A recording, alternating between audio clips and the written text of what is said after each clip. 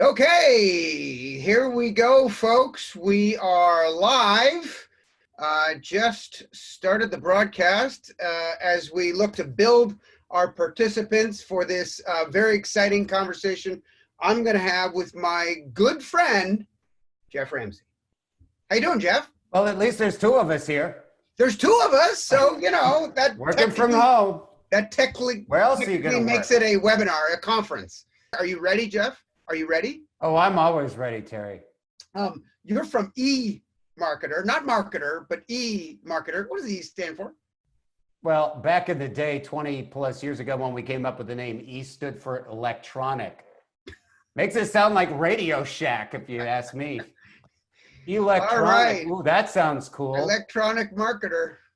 Yep. There you have it, folks. All right, we're at 150 people. I am going to go ahead and share. Are you sure they can all fit in your living room? Yeah. I think we're okay there. We got. If there's any spillover, you can come and visit me in my basement here. All right, the bunker. That's right.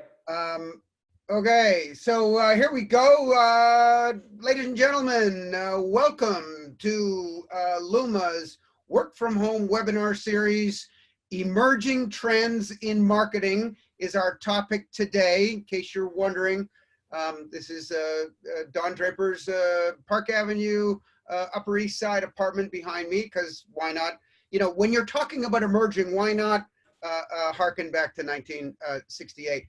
I am super delighted today to be joined by my good friend, Geoff Ramsey of eMarketer, who's going to join me in a discussion and, quite frankly, a judging session, if you will, where we're going to sort of throw down on a variety of different emerging trends in marketing and see if we can parse which ones are real and which ones, quite frankly, are bullshit. I thought we said no judgments here, but okay, I'm following. All judgments, Geoff. All judgments. So in case if it feels like we're judging, it's because we are. And just as a reminder, this is part of our regular work from home webinar series every Wednesday at 2 p.m. We call it the new version of Appointment TV. So Wednesdays at 2 Eastern, make sure to tune in because we have a different topic every week. So far, we've covered off streaming wars, identity and consumer privacy, fun one on comedy and business. Last week, we covered state of industry consolidation, AKA my day job. And today, we are delighted to be talking about emerging trends in marketing. And just as you can see here, the season 1 lineup, we're coming towards the end of season 1, and we already have a full stack of season 2 shows. Who knows how long this thing is going to go on, so we got to be prepared. And just as a tune-in reminder, next week, I am delighted to be joined by my friend Brian Berger, who is CEO of Mack Weldon. Those awesome clothing lines that have dramatically better functionality and feel. I'm a huge Mack Weldon fan, and Brian's a real innovator in the direct-to-consumer space. We're going to be talking about the future of DTC brands. That's next Wednesday, April 22nd, again, 2 p.m. Eastern.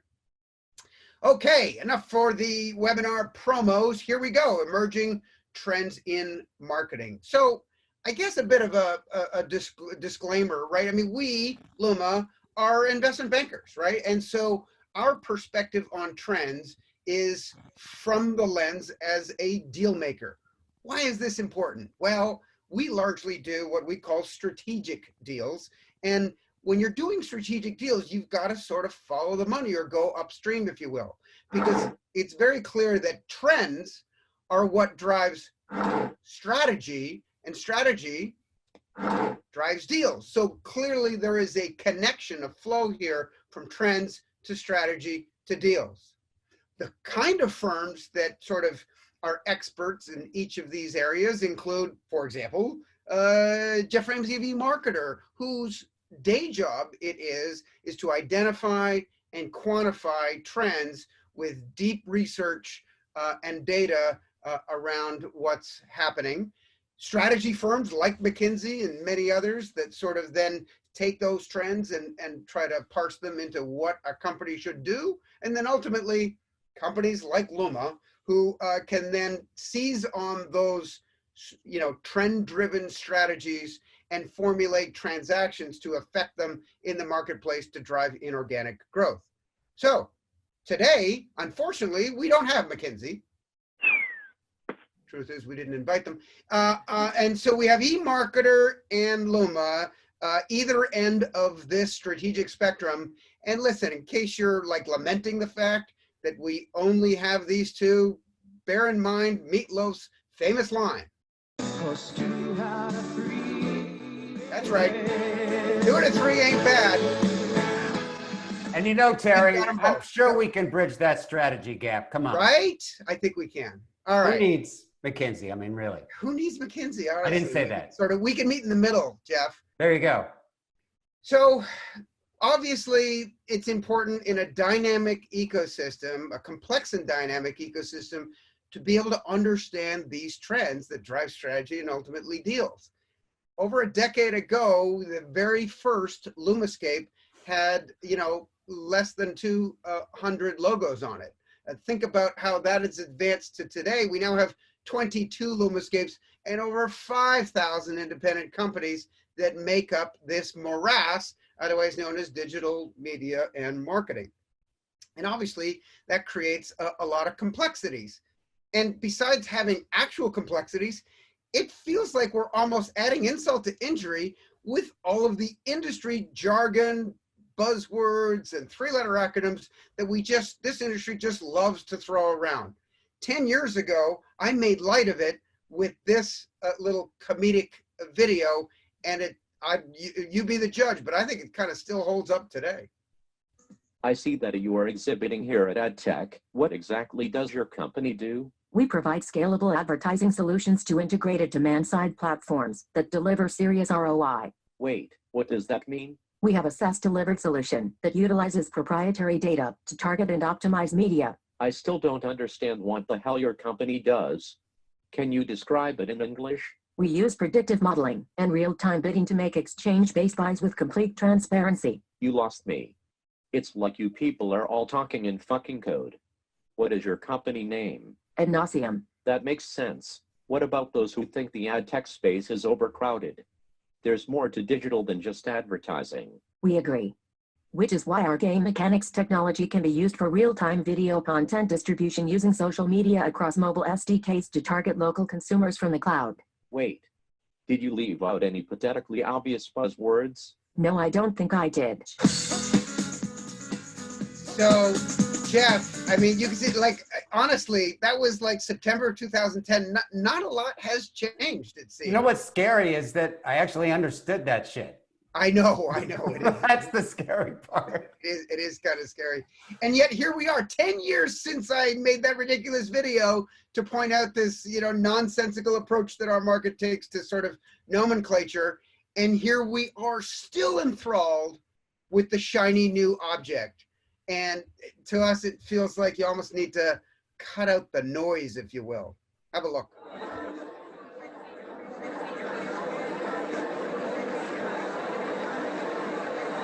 And Terry, the God's honest truth is there was 2 or 3 new acronyms you threw at me during this prep for this. So, I think you're guilty of this too.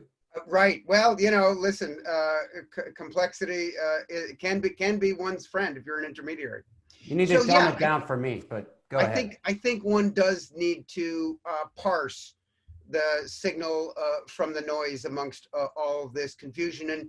And Geoff and I have some sort of methodologies, some things to consider when thinking about trying to determine which of these trends are real or not. Because let's take a step back.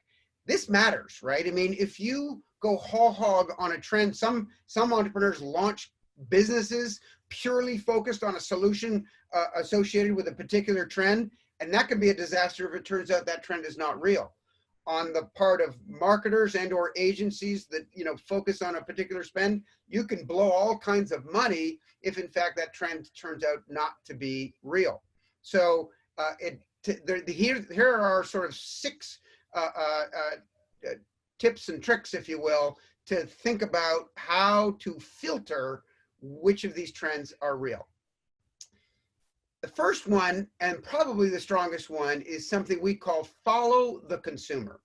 When you have trends that are consumer-led, like convergent television, where everyone is cutting the cord and shifting to streaming, or and I'm giving away the story here, but direct to consumer, where they have elected to, with their wallets, to spend in these categories where these new marketers have a different go-to-market approach. Those are the kind of trends you can take to the bank because they're consumer-led, and it's not just basically some sales pitch by some company that's hoping that that trend will take off.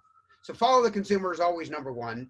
Number two is, we'd say, beware of bleeding edge tech. Sure, you know, some marketers will have a portion of their budget allocated for sort of innovation, where you want to sort of test out, you know, new channels and new technologies and new approaches, and that's perfectly fine. But if you get too early on that, it's not leading edge anymore, it's bleeding edge, and you can waste a lot of money. And remember, I'm coming at this from a deal perspective, so if it's hardly any spend, clearly there's not going to be a lot of value there, and therefore I can't sell a company for much. So I largely ignore this sort of bleeding edge tech. And the related issue to that is the fact that you got to consider the time value of money, right? So the saying I like to say is, you know, being too early with an idea has the exact same financial consequence as being wrong. So in other words, if you have a great idea and it doesn't take hold for 10 plus years, you're basically flush, right? All of your equity has been crammed down, and you have no economic value. Let's remember that 10 years ago, podcasts, everybody thought they were going to take off. They did, but only 10 years later. That's right. That's right. So being too early is not great. You want to be a few years ahead of the market. So consider the time value of money. Number four, watch out for what I call solutions looking for problems. And we're going to talk about a couple of applications of this. But when you've got people running around with an idea that they can solve a problem that everyone scratches their head and says, I really wasn't sure I didn't know I had a problem, then that's an issue. When you got, if you didn't know you had a problem, maybe you have a problem. Well, that could be. That could very well be. Number five, determine aligned incentives. The example I use here is programmatic, right? In 2010, people were legitimately debating whether programmatic was going to be a thing or not. And what's happened since.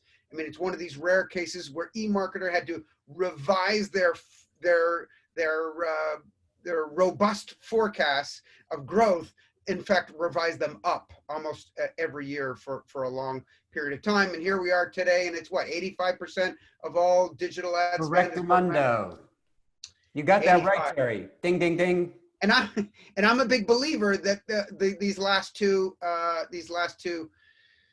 factors played a big role in that, and that is to say, agencies, the intermediary that sort of gets, directs a lot of media spend, really were the facilitators of programmatic, because as it turns out, they were incented to do so. They found margin in a world where their margins were going away. They found margin in shifting spend to programmatic channels, and therefore one of the reasons why it grew to where it has. And then finally, look for tech in the right hands. So going back to that programmatic example, Right Media had an exchange-based technology using programmatic as early as 2005. But for 5 years, it really didn't show up more than a blip on a chart in terms of spend, because it was small companies attempting to intermediate. Only when Google bought Invite Media and launched AdX in 2010 is when we started to see that uptick, that inflection point in programmatic. So you don't just need to have the right technology, it has to be in the hands of a company that can scale it. And that was clearly the case with Google and programmatic. Geoff, what other factors do you think of when you're trying to parse? Yeah, I'm just going to kind of bring up one, and obviously we're looking at trends and data. There's a lot of predictions out there, and new information comes out like literally every nanosecond. And so we have an entire process that we built our business around. And I'm sorry, I'm going to have to throw another acronym out here. We call it a FOA, and it stands for aggregate, filter, organize, and analyze. You have to aggregate information from as many different sources as possible so you get this prism effect of what are all of these different points of view. You have to filter it because there's a lot of, frankly, crap data out there or bad information. You have to organize it to make sense of it, and then you have to analyze it and figure out what does this mean for my business. So we do this all day, every day, 365, and that's how we built our business. So when new information comes in, we hold that up to the existing body of evidence. Yeah. We look at the different definitions, which can result in huge variation between the numbers.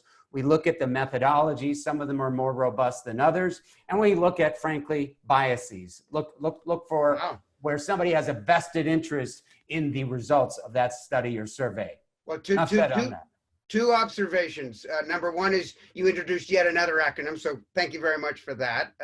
Just My adding pleasure. to the confusion. Secondly is, wow, that approach sounds extremely clinical and scientific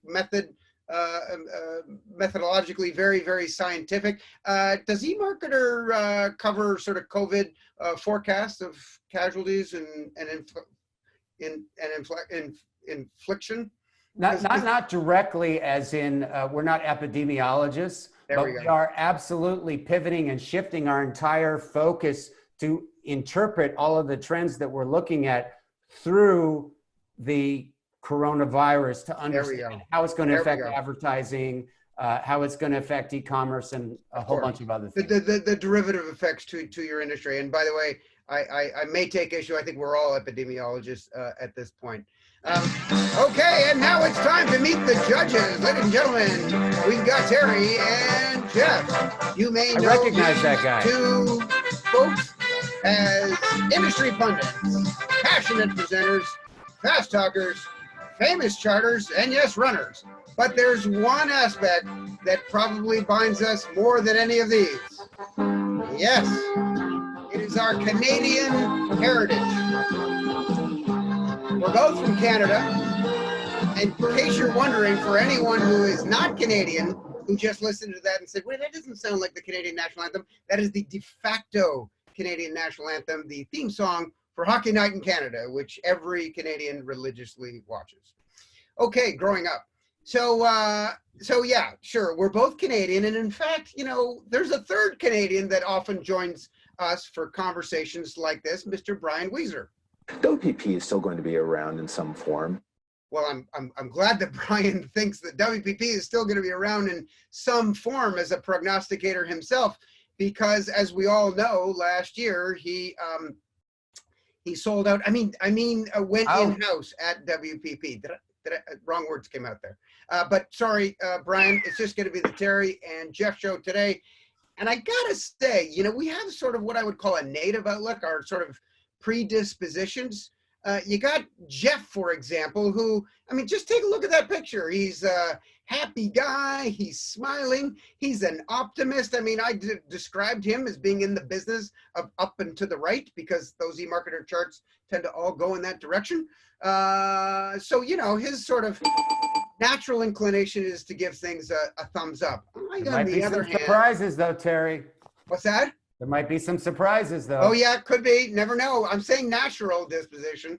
Never know what could change. I, on the other hand, am a grizzled deal veteran. And, you know, I'm from Missouri. You got to show it to me. So for me, these trends really, I mean, so my natural disposition is not to support them. With that in mind, understand our judgment criteria. It is very straightforward. We are looking at whether these trends have a material impact on marketing in the next 3 years. So there's 3 variables in here. It has to affect marketing, it has to be material, and in the next 3 years. With that as our criteria, Geoff, are you ready? We ready to launch in?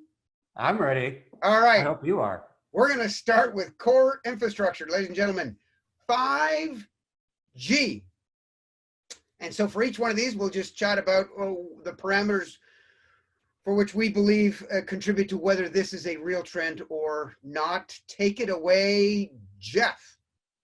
So everybody's asking, is 2020 the year of 5G, just like we were asking about mobile for the first, I don't know, decade or so of it. I think what we're starting to see is that the hype, which has been quite prodigious, particularly with CES, is starting to catch up with reality, or reality's catching up to the hype, whatever you want to call it. So we're going to start to see massive shipments, if we can move to the next slide, on a worldwide basis. You know, you have to, we're Canadian, we have to have the hockey stick growth here. What's remarkable here is if you look at the first source, which is IHS Market, looking at smartphone shipments worldwide, we see a 7.8x growth from last year to this year. Now, that's pretty heady growth in anybody's book. And then over the ensuing years, again, the time frame for the criteria that we're looking at, 3 years, which brings us to 2023, we go from 73 million to over 400 million, if you believe these numbers. And then we threw in ABI research just to get another point of view. And of course, their numbers beautifully line up with that hockey stick growth. So if you believe these numbers, 5G, maybe not this year, but over the next few years in the time frame we're talking about, is going to grow pretty rapidly. Okay, but Geoff, what you're talking about here is deployment, right? I mean, this is just deployment.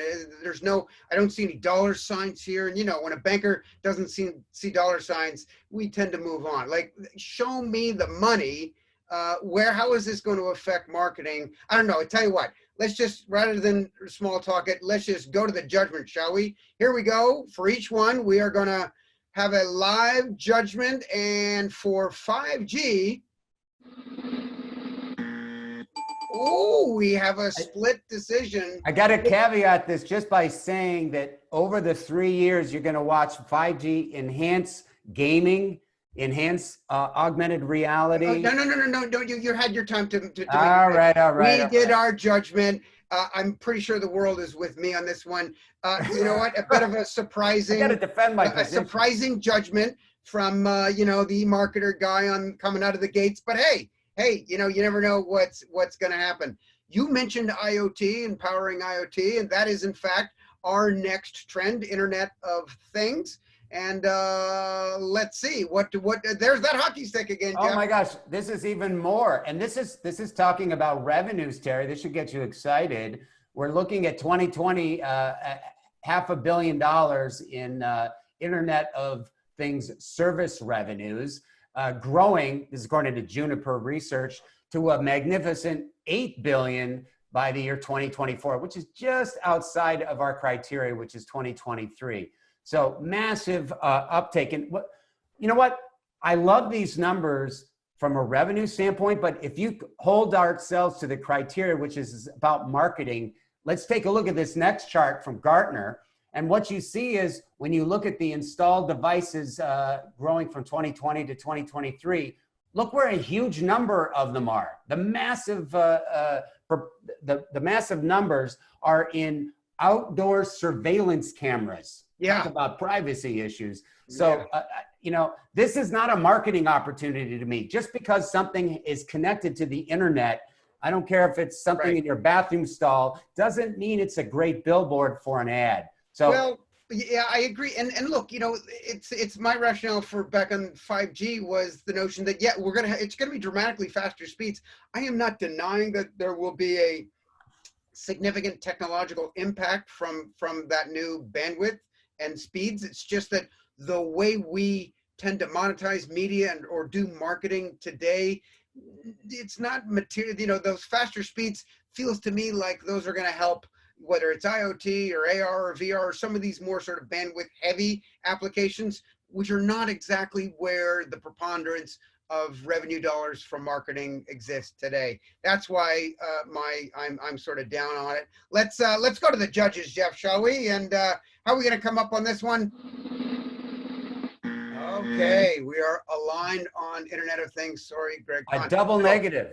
No, look, Greg Kahn's doing wonderful work at the IoT Consortium, and it is the right thing to do for an industry trade group to sort of promote something that invariably will be a lot bigger. Again, our criteria is such that we just don't think it'll happen that time anytime soon. Okay, one of my favorite trends to talk about because I feel like I know where live this is going.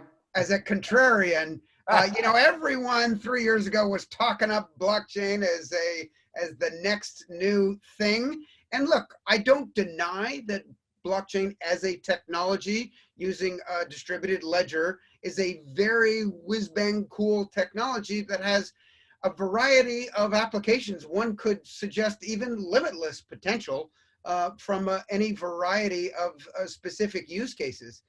But as it relates to ad tech, an industry that's second in the world in terms of daily transaction volume, I think this falls down on two fronts.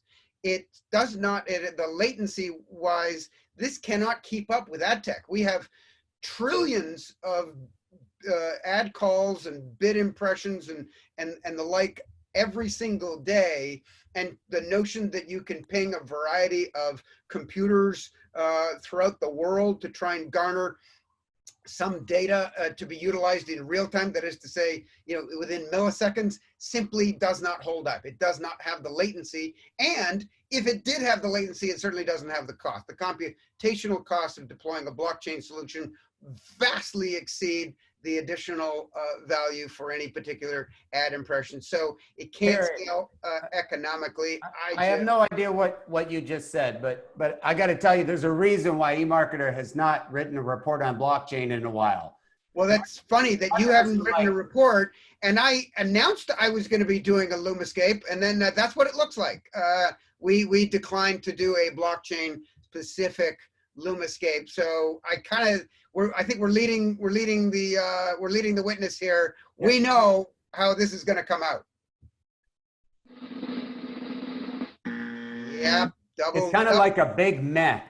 Yeah, a big double down for blockchain. All right, let's shift gears here. A direct to consumer. Look, this one is something we've talked about quite a bit. Anytime you've got a trend that enables marketers in a variety of verticals, where startups taking a new approach and a different approach to the marketplace have been able to garner, in some cases, double-digit market share away from category incumbents who've been building their brand for decades, well, you know you're onto something. So we know that this really, really works in certain verticals, and it's proliferating, right? We have seen massive expansion. Venture capitalists are funding these companies up the wazoo on the direct-to-consumer brand LUMAscape alone, over 500 brands and growing, as over $20 billion is flooded into the sector. You know, there are certain we call them DNA traits of these direct-to-consumer brands, some of which are sort of front-end, some of which are sort of, you know, back-end or media-oriented, but they are distinct in many factors from general marketers. In fact, I would argue they've had such an impact that general marketers are taking notes from the innovations and success of these direct-to-consumer brands. They're making acquisitions, they're doing investments, they're taking control of their data. They're watching what performance these direct-to-consumer brands are doing in terms of performance, and they're taking the same sort of tactics and going so far as, while previously disintermediated, they're taking steps to develop more direct consumer relationships. And you know, of course, what's near and dear to our heart in terms of their action steps is the acquisitions. And we have seen over $10 billion in deals from large retailers, large brands, as they've tried to reverse engineer their way or inorganically grow their way into this trend of direct-to-consumer brands. And you notice the valuations there exceeding 5x revenue multiple sounds more like a technology sale to me than a manufacturer. So, well, you know, Terry, we've written a number of reports on D2C, and what I get excited about is the incredible focus on removing costs and friction. And let's face it, the internet is all about removing friction. And anytime you do that, you're creating value. The other thing is that there's an intense focus on value for the product itself. And when I say that, I mean that they don't say you get great quality, but you have to pay a lot for it, or that it's super cheap, but the quality sucks. They're saying, no, we're going to sell you a product that is both high quality and is at a good price or a cheap price. And that's flipping the world upside down. I agree. I mean, while they've done all kinds of wonderful things in terms of innovation on the back end, it really is that front end stuff, right? Right. The attention to detail in design.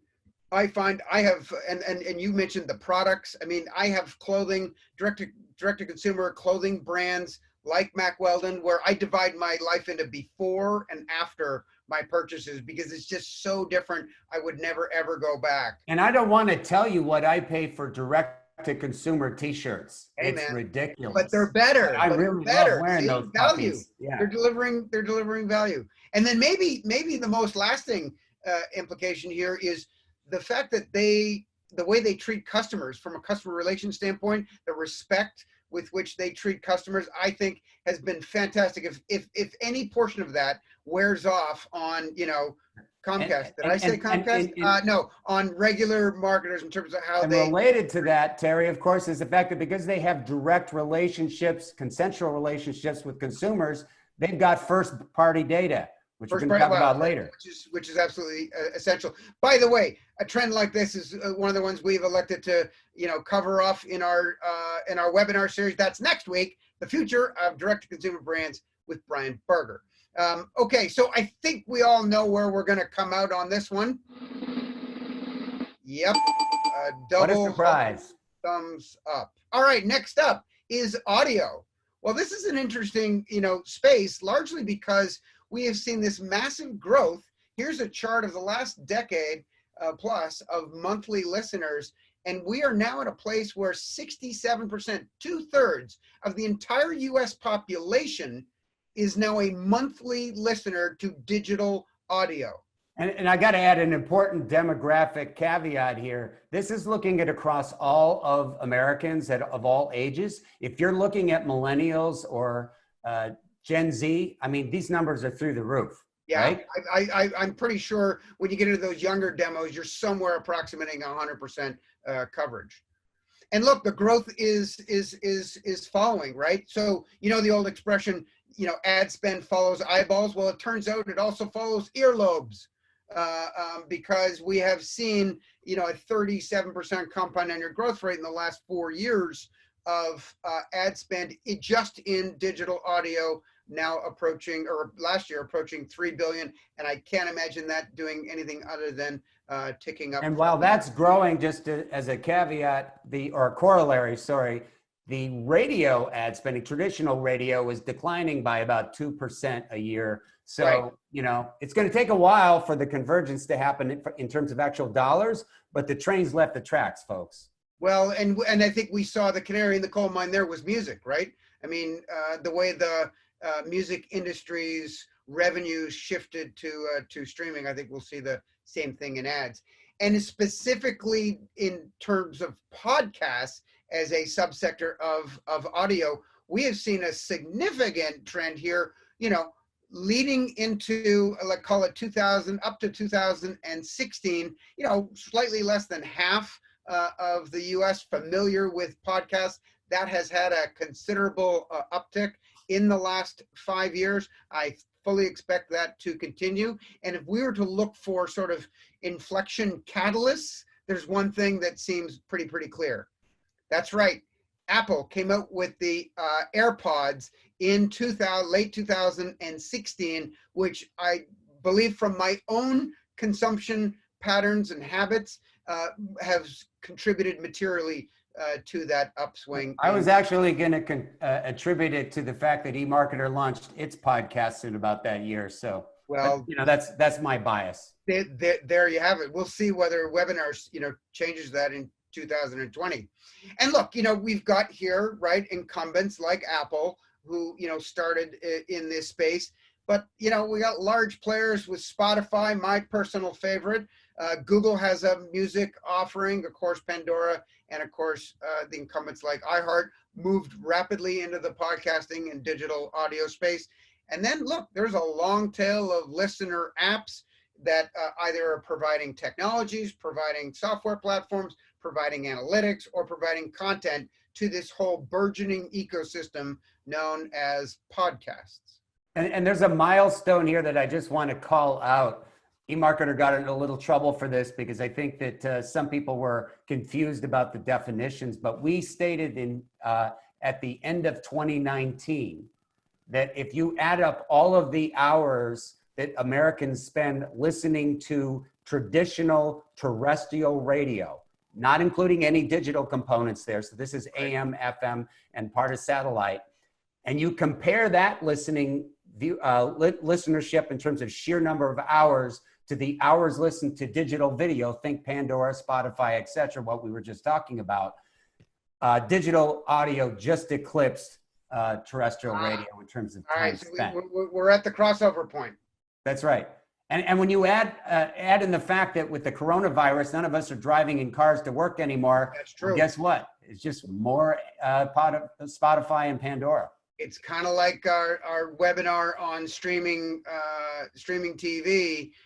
You know, the one of the big winners here is streaming delivered media, and watch for audio to follow OTT video in that realm, which is why, with this so significant a trend, why we are excited to announce in season 2 the future of podcasting with Spotify's Sheila Spence, who has been almost monopolizing, oops, I'm pretty sure I'm not supposed to use that word, monopolizing the acquisitions in the podcasting space with a significant number of transactions, clearly signaling a strategy on Spotify's part to take very seriously that opportunity.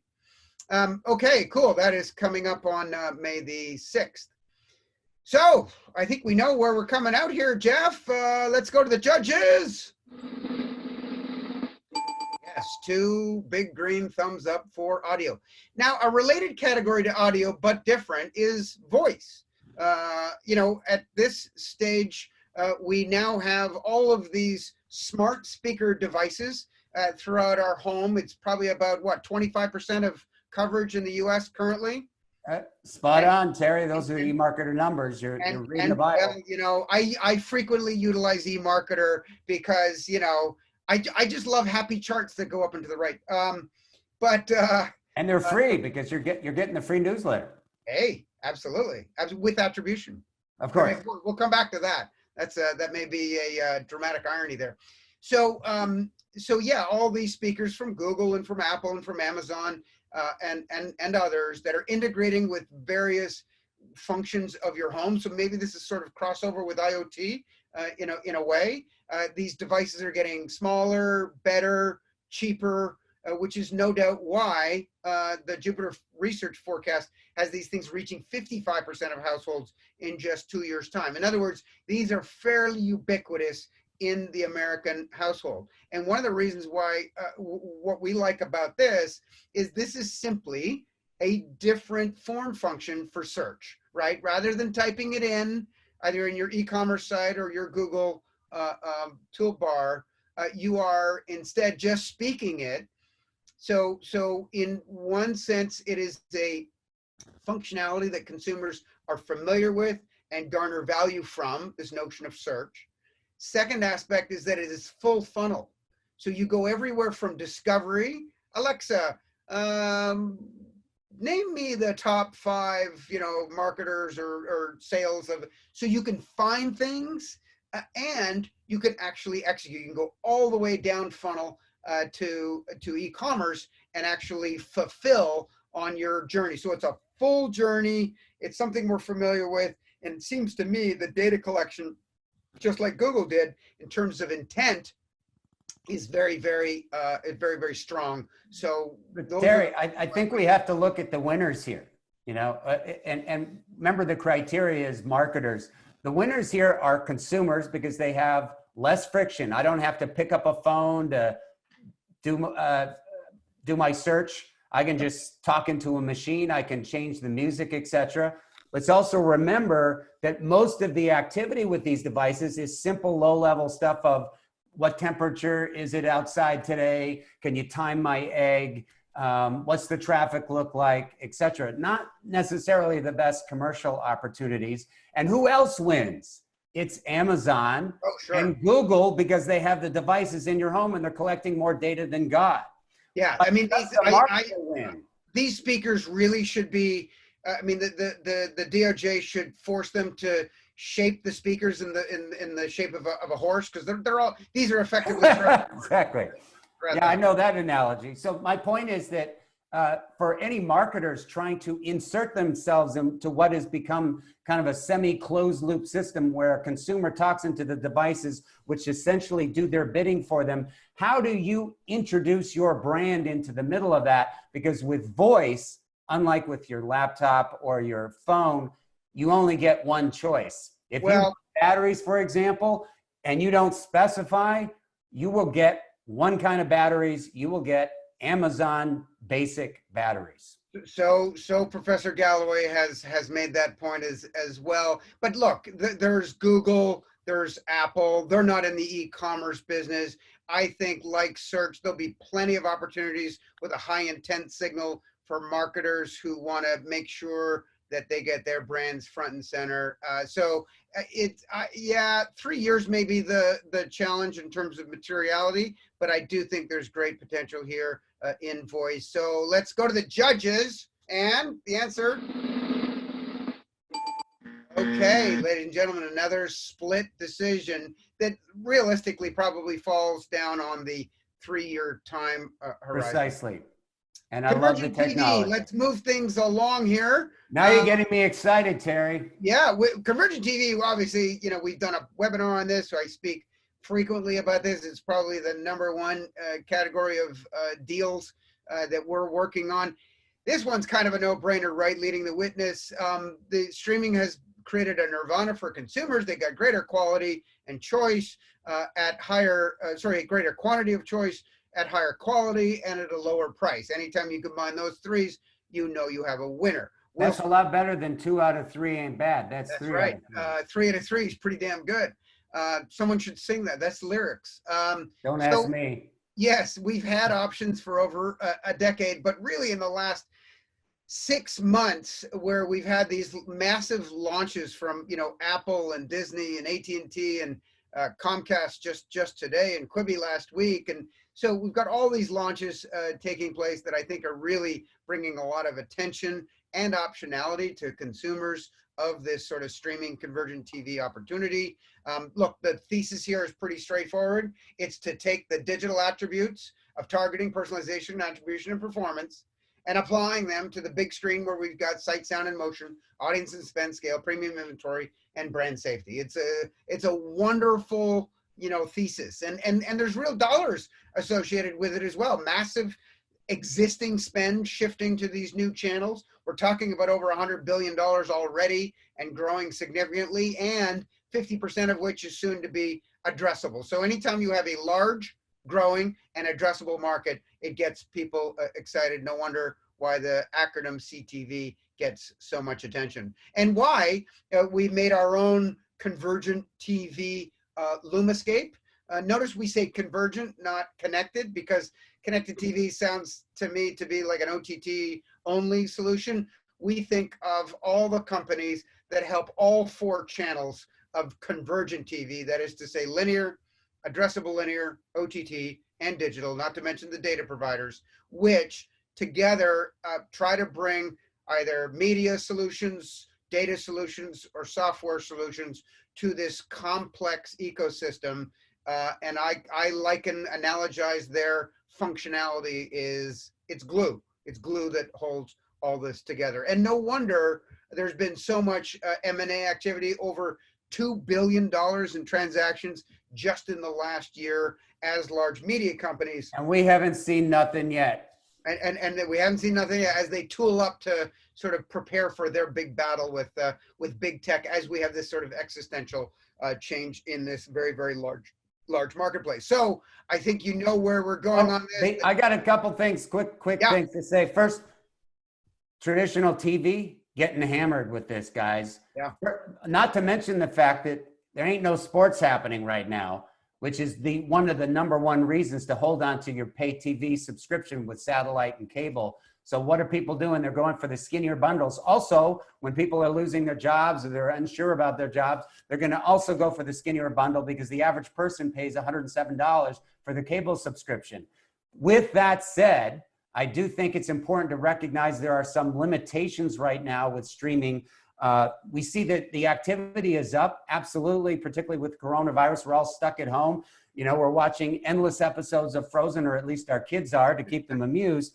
Yeah. But there are also limitations or obstacles that need to be overcome. And I just want to quickly enumerate them. One is it lacks the mass scale in terms of time spent across the whole population. TV still has more reach, and it has more consumption time associated with it. It's about 2/3 of video time goes to traditional TV still.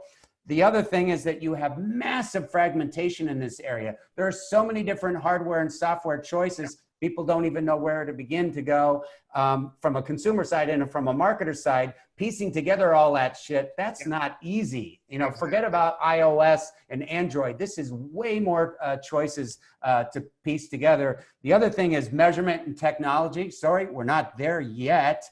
And most of all, what do you look at when you look at this content? So much of it, in fact, 2/3 according to Deloitte, is SVOD. It's behind the paywall, so there ain't no ads. So where does the marketer enter into that picture? So Well, that's just a caveat, but big boom on streaming.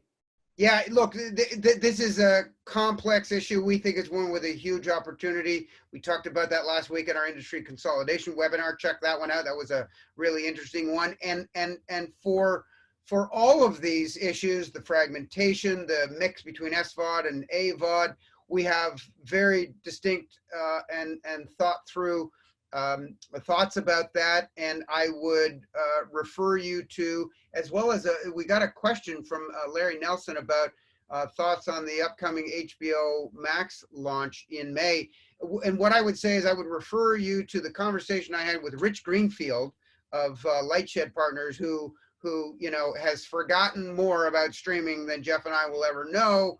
And in our webinar series about 3 weeks ago, we covered off all those topics. It's all available on VOD on our YouTube channel. So go there for a more fleshed out discussion of all of the issues associated with CTV. Well, you know where we're going on this one, folks. Double thumbs up. If I could add 3 of my thumbs, I would because we're making it's where we're making a lot of hay right now in our M&A business. Okay. I've always said you were all thumbs, Terry.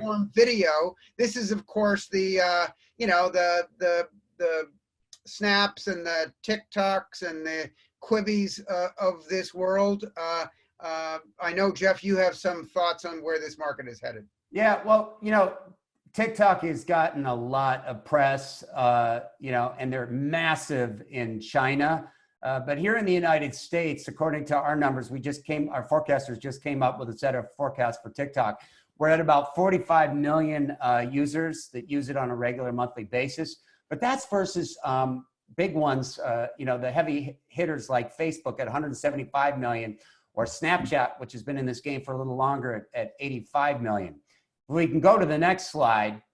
Some of this might be surprising to you. If you look at TikTok and the adoption of it, looking at teens and their preferences for the number 1, 2, 3 social media platforms that they use most often. Well, I'm sorry, TikTok comes way down on that list at 2%, just above other, and I don't know. And then if we move to the next slide, you find out that marketers aren't exactly jumping on TikTok like a wetsuit either.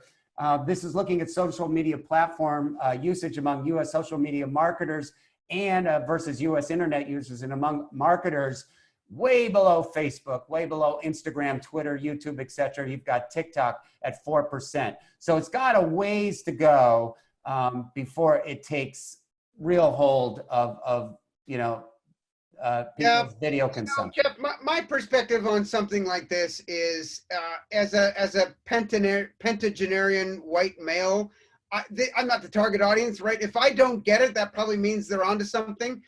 You know, my 13-year-old can floss dance. I can't, and nor am I going to attempt Nor it. should you. Nor should I. Nor should I. And so, yeah, you know, something tells me they're onto something. We've seen eyeballs. We know how much marketers love that youth demo. So I don't know. We go to the judges here. What are we going to get?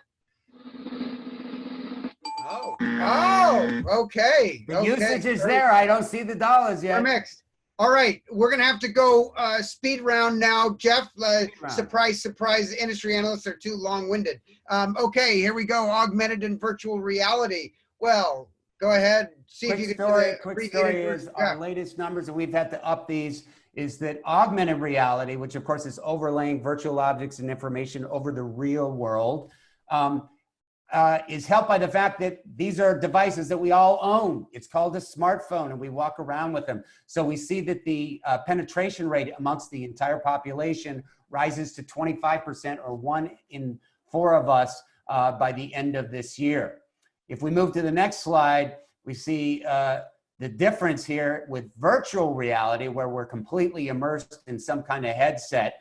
There, the penetration rate is only 16%, which looks to me like a pretty niche market. So yeah, AR is certainly going to be aided by 5G.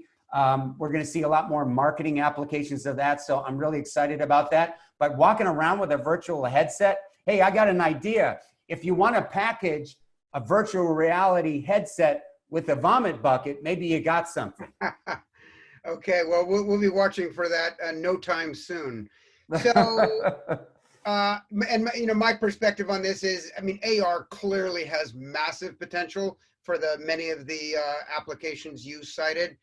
VR, I just don't see it. I stood up at a conference that I was invited to speak at on VR about 5 years ago, and I said, "Am I okay to say anything I want?" They said, "Yeah, sure, have at it." And I stood up and I said, "You know, I've got 15 minutes of slides here, but if you need to go to the bathroom, the TLDR version of it is do not make any investments in VR. You will flush it all." And sure enough, you know, hindsight's a beautiful thing. Pretty much everyone's gone to zero in that category, and largely because it's a domain of the large guys. So not surprisingly, we have definitely, okay, that's up for AR and down for VR. A split decision even within Geoff. So there I you can have do it, that. All right, moving on to consent management platforms. I didn't even know what the hell this is. Take it away. Yeah, exactly. So look, we are clearly into a era of regulation of advertising intermediaries and advertising in general due to privacy concerns. Historically, right, the inherent add value proposition for advertising was you got something for free in return for your attention, and then eventually your attention plus your data. And that, I say it's inherent because it was an implicit consent, since the browsers all sort of tracked your history by default. Well, they all shifted towards where Brave started, which is explicit consent. That is to say, the privacy settings were turned on, the do not track was turned on by default, and you would have to change that. And of course, when that happened, and then of course in February, when you had the announcement from Google that the last remaining holdout, Chrome, would in fact be going in the same direction, eliminating cookies, you basically, you know, blow everything up associated with consent, which requires that there be some way for publishers and marketers, quite frankly, to garner that explicit consent from consumers. Ergo, this new category of companies, consent management platform. Geoff? The point here is simply that with, you know, the rollout of CCPA after GDPR, what folks are going to be looking for, marketers are going to be looking for, is sellers that are capable of navigating all these limitations on ad targeting and measurement. And guess who they are? It's back to the walled gardens of Facebook, Google, and now Amazon. Yeah, we know who wins. It's like heads they win, tails we lose. Okay, so consent management platform, pretty clear how we think about that. Those are up. All right, rattling off the last few here, approaching the top of the hour. Artificial intelligence. Look, we are big believers in AI. In fact, historically, much of the applications were sort of what we call left brain stuff, sort of the math oriented stuff. What we're excited to see is the right brain activities, much more creative applications where AI is coming to the fore. One caveat we'd say is, look, AI, beware of any company that says we're an AI company. I think everyone will utilize AI. So it'll be much akin to, say, Intel, where it'll be AI inside, right? Where that sort of technology will be applied to virtually all aspects of marketing. Geoff? Yeah, and the thing is, if you're a CMO, you got to be thinking about AI as powering and accelerating everything in marketing. Basically, it can do just about any function except for maybe bullshitting the CEO. So one of the things that I get and they'll develop an application for that too. I'm sure they will. What I like about it is that artificial intelligence could eventually, maybe not in the 3-year time frame, but because it can parse data from so many different silos, all these different channels, et cetera, maybe get us to that nirvana we've all been looking for, which is holistic view of the customer journey. Well, and once more, a leading indicator. Yeah, so I think we know where we're going on this. AI is a double thumbs up. In fact, in many ways, some of the applications can be a game changer. All right, influencer marketing. I don't even know what that is, Geoff. Take it away. I'm struggling with it myself because it just sounds to me like testimonials from many hundreds of years ago. Except on steroids, right? These people have reach like there's no tomorrow. And I like to think, if there's influencer marketing, what is non-influencer marketing? It's marketing that doesn't work. So yes, people are going to trust other people that they have been following versus the marketer. Sure. I get it. But I think on the other hand, we can go too far with this. And I just have one thing to say about this. If you're going to do this, and I'm not saying you shouldn't, will you please disclose if you have a relationship? Both the influencers and the marketers should be disclosing that they have some kind of relationship, whether it's monetary or otherwise. Well, and I think that's absolutely true. I hate to admit that this kind of stuff works, but it does seem to work. And look, for the influencers themselves, you combine reach with niche and you end up like they do, riche. Nouveau riche. Nouveau riche. And so, okay, so yeah, it works. It works today. So it's kind of sad, but there you have it. All right, we're down to the last three. First up, customer data platform. The CDP acronym has garnered a lot of attention of late. It's this whole notion of applying data and with identity and AI to be able to deliver the right message at the right time to the right person. And they do that by sort of, and by the way, it's attracted, almost $1 billion in funding across, some of the boldface names in the category. So usually when you get that much of excitement, there's a there.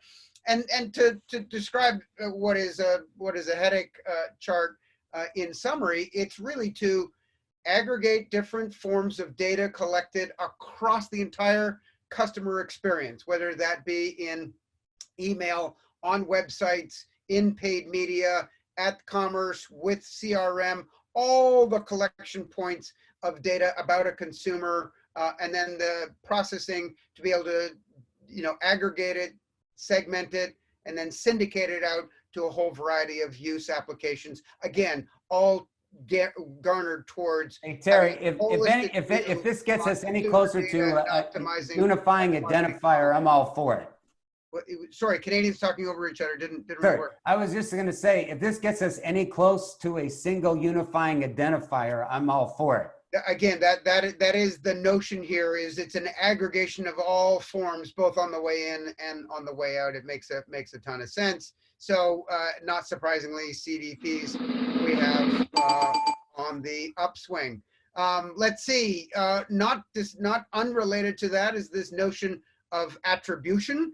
And here, again, with this notion of right message at right time to the right person, we're big believers that the 360 marketing cycle is just that. It's a circular 24/7 always on kind of process. It's not a batch process like it used to be, where planning is then connected to data ingestion all the way down through activation, measurement, and back to attribution, which connects to your planning on the next cycle, all centered around identity. And the key last link there to get back to planning is of course this notion of attribution. One of the most exciting trends has been the migration towards performance marketing, where we've moved away from proxies and towards business outcomes.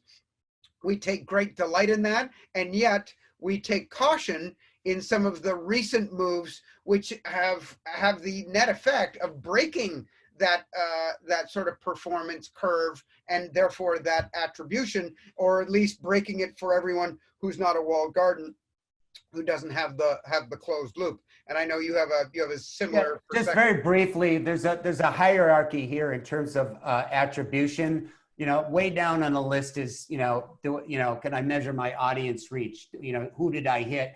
But the ultimate is to get to this holistic view.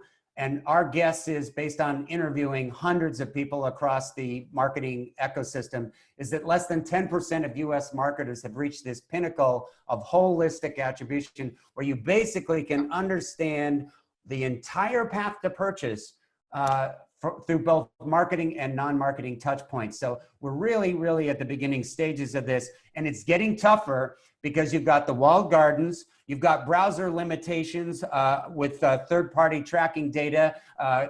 Chrome just blew it up, and we've got to start ending our crack addiction to cookies.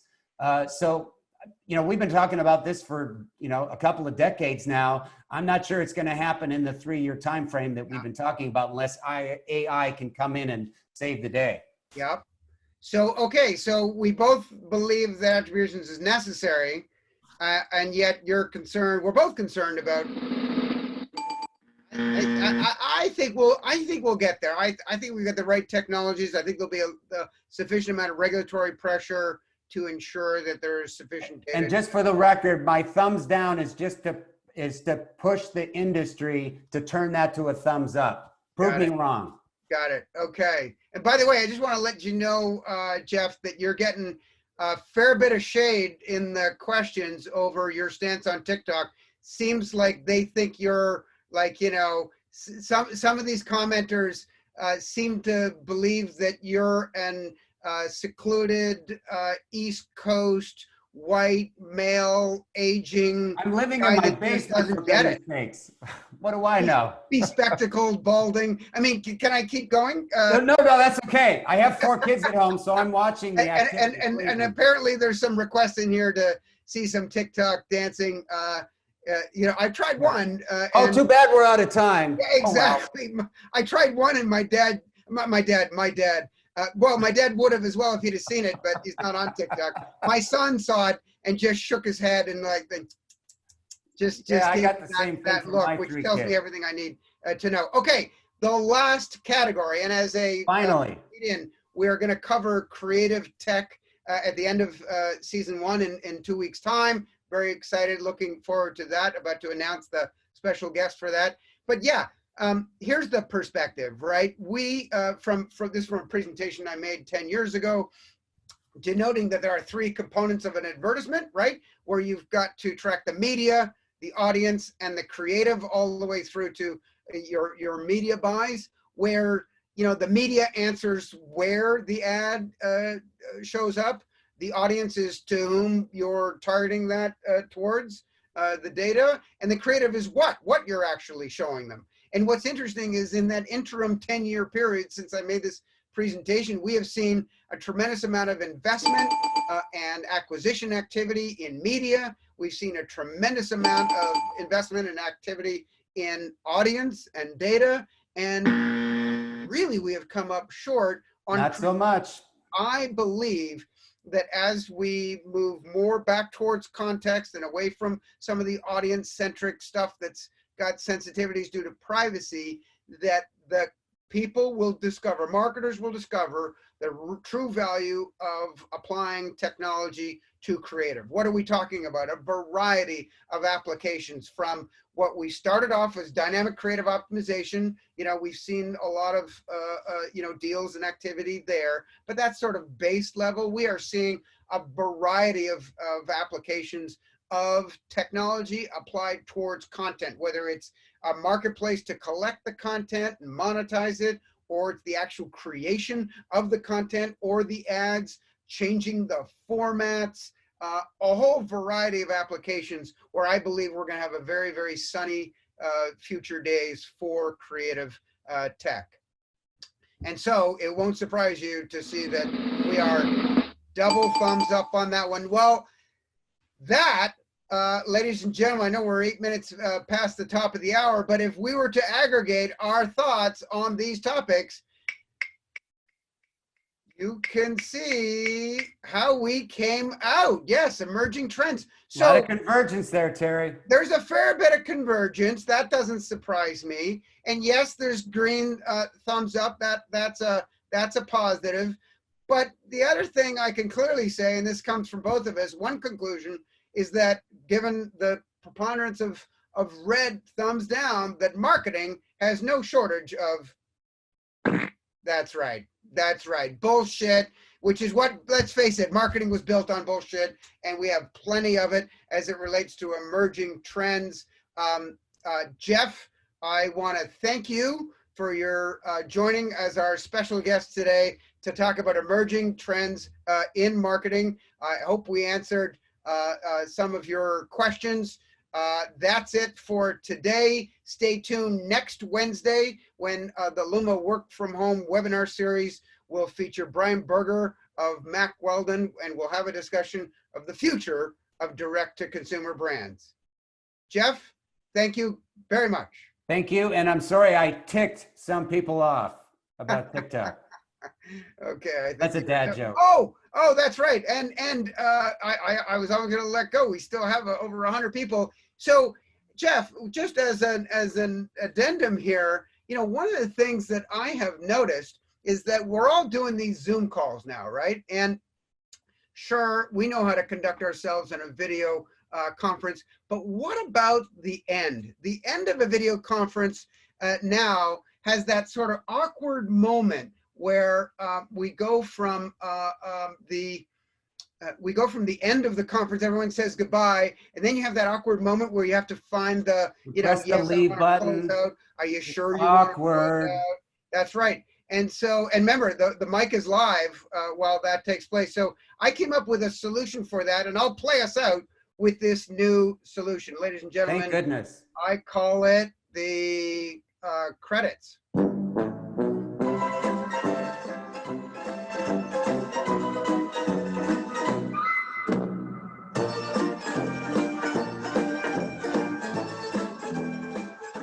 Good night.